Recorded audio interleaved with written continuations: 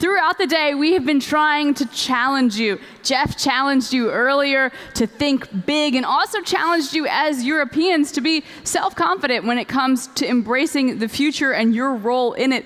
And our next speaker also wants to challenge you to think about whether autonomous vehicles are really the big solution that we have hyped them up to be. She's a contributing columnist at the New York Times, and she's the editorial director of the urban planning and policy think tank Spur. She also teaches at the University of California in Berkeley. We are so pleased that she could join us here all the way from California. Please welcome Allison Arieff. Don't make me wait. Don't make me wait. True love, true love. Hi, everyone. I'm used to having a podium, so bear with me as I try and figure out what to do here. This is the shorthand for my talk, People Not Cars. I realize this is a very risky subject here in Stuttgart, so be kind. So I published this piece in the New York Times a few months back, Automated Vehicles Can't Save Cities. Among the many nice things that happened from this is I got an email from Transport for London that said that they had shared this across their entire division. And it's wonderful when I write things that speak to people and they feel like they can act on them. I want to say in advance of this presentation that I'm not against autonomous vehicles, but I think that you'll see some of the concerns I have about the way that we've been thinking about them thus far. So this is what the streets look like in the early 1900s. There's people walking and riding bikes. There's horses, push carts, and even horseless carriages. It's chaos, but it works because no single mode of transportation is privileged. Look at that same street today. It's designed primarily for cars, cars, and more cars. Enter the autonomous vehicle. It's one of the most talked about solutions to a host of urban problems, from traffic congestion to CO2 emissions and a lack of green space. But the reality is that AVs won't save cities, and in fact, they could actually make them worse. So we need to ask ourselves, just what is the problem that AVs are meant to solve? And more broadly, I would say, for all of you working on whatever it is that you're working on, always remember to come back and say, what is the problem that I'm meaning to solve with your app, your product, whatever it is? Am I asking what might go wrong, what if, enough along the way? So, promise number one, AVs will reduce congestion by removing cars from the road. In reality, all cars, electric, autonomous, and otherwise, all take up the same amount of space. And a street full of AVs can be just as congested as a street full of regular cars. Promise number two, AVs can help create more public space because they would eliminate the need for parking structures. This could happen, but for now, I write a lot about architecture. I'm sure a lot of you work with various corporate campuses, buildings, whatever you're in. Does your building all of a sudden not have a parking lot? No. It's rare that any company at this point is considering not building parking, so the idea that, all of a sudden we're not going to have parking spaces, it's really, really hard to retrofit a parking lot, and it's really hard to get people to shift their ideas. Technology is fast. Architecture and the built environment are really slow. We need to find ways to get those to merge schedules a little better. So this is the new Apple campus in Cupertino. It has room for 11,000 cars. That's almost one per every employee. This is one of the most innovative companies in the world, and they haven't figured this out, and they're working on autonomous vehicles. So we all need to think about how this is going to transpire. Promise number three, AVs will be shared, meaning fewer cars on the road. Americans love their cars. Not just Americans. Many people love their cars. The idea that we're all going to give up the autonomy that comes with driving our own individual, vehicle so quickly, we really need to rethink a little bit more carefully and really think about human behavior as it plays into all of these things. So these are just some of the promises. There are many. Our driverless future can be one where many transportation problems are solved, or it can be dystopia. So we need to regulate how AVs will operate in cities sooner rather than later. But more importantly, we need to design streets for people, not cars. When we think about designing the city of the future, let's focus on moving as many people as possible. For a starting point, consider how many people can move through a city using each transportation option. Obviously, transit moves the most amount of people per hour. We don't hear as much about autonomous innovation in transportation. The media, obviously, myself included, gets very kind of stuck on the single occupancy vehicle. There are a lot of innovations happening in transit. Let's see more of them. It's the most efficient way to get people moving. Walking moves 9,000 people per hour. And while we're on the subject of walking, yes, cars as they currently exist hit a lot of people, but we need to really continue to focus on the safety of AVs, and not just them driving, but what the pedestrian experience is for those of us moving about and around them. Whether they have drivers or not, cars move the fewest amount of people per hour, just 600 to 1,600. Transit moves the most, up to 25,000 per hour. Then comes walking, 9,000 per hour. Dedicated bus lanes could carry 8,000 passengers an hour. Two-way bike lanes carry $7,500 per hour. When we understand that urban transportation is about moving people, not cars, our priorities for space and investment become obvious. So, in addition to my writing at the Times, I'm the editorial director of an urban planning and policy think tank called SPUR, where we've been in San Francisco for 100 years, over 100 years. We started after the 1906 earthquake to bring housing to the city of San Francisco. We're also located now in Oakland and San Jose, so we think within cities and also regionally. We do a lot of thinking around these issues. And we have 10 strategies for a better transportation future with or without autonomous vehicles. And those would include that we can't wait for AVs for safety, that we need to offer mobility for those who need it most. I'm struck, and I talk to a lot of people in this space, by the huge markets that are being underserved here. I have an elderly parent and a school-aged child, and I don't see a lot of mobility options that are being presented for them. Find a way to get my father, who has dementia, to doctor's appointments or just around the city. Find a way for me to get my 12-year-old to rock climbing after school so I don't have to leave work or hire someone to go pick her up. I'm not seeing those being addressed in the market. It's huge population that is, and not to mention the disabled and other communities who aren't yet being served by these options. Design streets for fewer cars, not more. Manage curbs and their many uses, and set prices to encourage conditions that we want. Further, fund infrastructure. I don't know if you all heard the story that Domino's Pizza is now fixing potholes in the United States because that's what a priority infrastructure is in our country. That really can't be the wave of the future. Make public transportation better. This is the Hello Kitty Shinkansen train in Tokyo. Japan is a country, of course, that excels in making public transportation efficient, reliable, and actually fun, something that people want to take. Deploy flexible transportation. You've all heard of the scooter mania happening in California. There's so many different options out there in the marketplace right now. Let's make an urban environment that they all can function in. Manage growth, manage sprawl. A huge fear about autonomous vehicles is that we'll actually make the rides so pleasant that people will have 1, 2, 3 hour commutes. That's not the kind of traveling that we want to encourage. And finally, something that you're all well versed in, try pilots, partnerships, and experiments. By doing these things, we could save many lives for much less money, so why not do these things first? What opportunities can we create for people to move around our cities without cars? Shouldn't we get the tech safe enough so that you would feel safe having your child as a passenger? Autonomous or otherwise, a car is still a car, and we need to think about sustainability, land use, policy, behavior, and people. Self-driving cars seemed quite futuristic a century ago, and today I wonder why we're choosing to focus so much attention on cars at all. Why do we continue to design and plan for a car-based society? Again, the space required to transport 48 people, whether it's a car, an electric car, or an autonomous car, it's still taking up the same amount of space. So, in closing, people, not cars.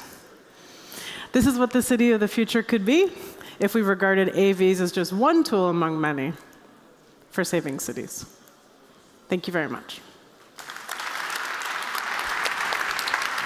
Okay, thank you, Allison, also for being brave enough to come to Stuttgart and say, hey, cars, maybe not the way to go. This is a challenging message for a lot of people here. A lot of you work at car companies. You've been working on a technology for many years that it relies on cars to be implemented. We want to give you a chance to ask Allison some questions. All of you who have the app know how to do it. You can just type your questions into the app, and I will ask them for you. So you don't have to be embarrassed about your English. You don't have to raise your hand or walk to a microphone. Pull out your phone, I can't believe I'm saying this, and type your question into the app, and I will ask it. And I can see a question coming up here, but while we wait for that, let me ask you one question. Okay. Surely in the course of your research and you're thinking a lot about this, you have asked yourself, why is it that people do love cars so much? I mean, I'll be the first to say, like, there's just something nice about like getting in your own car and not having anyone touching you. Sure. Why do people like cars so much? Well, I can't answer the question of why people love cars so much. I personally am this close to getting rid of mine because I'm lucky enough to live in a place where I can commute and get around the city quite easily. I totally recognize that people do love their cars. And I don't know that the AV industry is actually considering that enough. And whether or not we'll get people to give them up as readily as we think they might. I think a lot of people haven't had the opportunity to live in a walkable environment. To me, living in a walkable community is kind of like the gateway drug away from car ownership, or maybe you have the car and you only use it for long distances, or if you have a lot to transport that day. But to me, it's all about mobility options, not just focusing on one. I think that we're designing so many environments so that you need a car, as opposed to having it as one option of many for the things that you need to do every day. Okay, here's someone with a question saying, aren't streets actually designed for people? Traffic lights, roundabouts. In that case, isn't what we need a traffic system? And, oh, this is a cliffhanger. I talk faster than this person types. And streets. Okay. Okay. I would say traffic lights and roundabouts aren't designed for people. Traffic lights and roundabouts are designed for cars. We wouldn't need any of those things if we didn't have cars, right? So I would disagree there.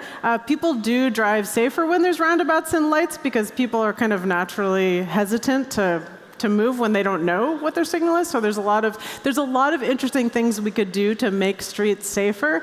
I didn't show you the multiple slides that show, say, 8-lane roads that make it almost impossible for anyone to cross the street. I was in Detroit last year, and they had a 10-lane road in downtown that you actually couldn't cross on one try of the light because it was designed for cars to get through, not for people to cross the street. So I would have to disagree that cities are currently designed for people. Okay. Here's someone asking, what do you think about shared mobility? I'm all for it. I think we need to come up with really creative ways to get people to adopt it. I think that we're in this period where convenience of the individual has become the top criteria. And in the end, we can't all sit in the back seat of our own autonomous vehicle because that's going to result in the same kind of traffic that we have right now. How can we make it so appealing, whether by cost, service, et cetera, that sharing won't be so difficult for people to wrap their heads around? Because it kind of is still right now. I think a lot of people will take the default individual in the vehicle as opposed to thinking about, say, Lyft Line or Uber Pool or things like that. So I think we still have a fair amount of work to do to get people to share. Okay, well, I think a fair amount of work is good news for a lot of young people in this audience who have years and years of working ahead of them. Here's someone asking, isn't it going to be really expensive to change infrastructure in such a drastic way? Yes, absolutely. But what I think I'm arguing here is that there's so much that we could do that doesn't cost a lot of money to make the roads safer.